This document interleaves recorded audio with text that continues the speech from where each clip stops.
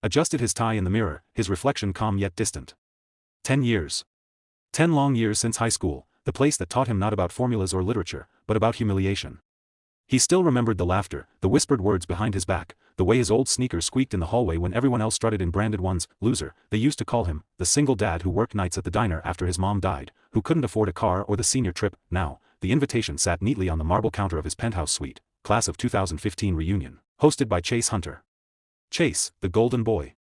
The one who'd led every cruel joke. The one who told everyone Michael would never make it past flipping burgers. Michael almost tossed the invite out. But then he smiled, softly, knowingly, and decided to go. That evening, he drove through the old town in his midnight black Rolls Royce. The purr of the engine silenced every memory of mockery that once echoed in his mind. As he pulled up to the fancy restaurant, a valet nearly dropped his jaw. Cameras flashed.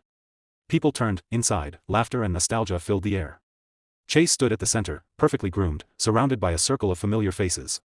His grin faltered for a second when Michael entered, but quickly returned. "Mike? You made it?"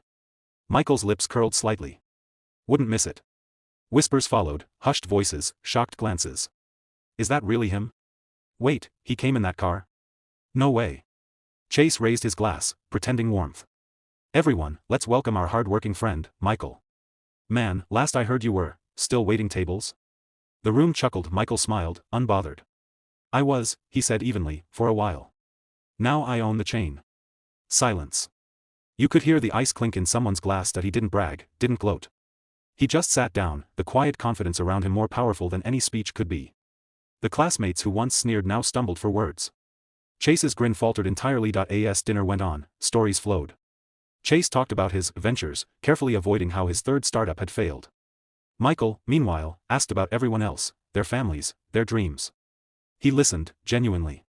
The years had softened his edges, not hardened them. At one point, a waitress accidentally spilled wine near Chase's designer shirt.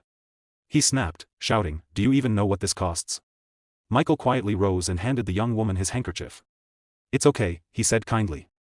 "Everyone makes mistakes." The waitress smiled gratefully.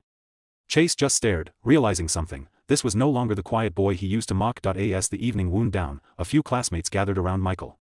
"Man," one said softly, "you've changed so much." Michael shook his head. "Not really. I just stopped letting pain define me."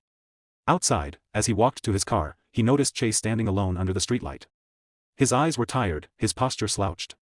Michael paused, then approached. "You okay?" he asked gently. Chase hesitated. "You must hate me," he muttered. Michael exhaled slowly. "I don't. I just outgrew what you thought I was." For the first time, Chase looked up, his voice cracking. "You ever wish you could go back and fix it?" Michael smiled faintly. "No. If you hadn't pushed me, I wouldn't have learned to stand."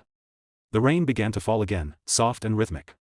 Michael stepped into his Rolls, the engine humming low. Chase stood there, watching the car disappear into the night, his reflection distorted in the puddles below.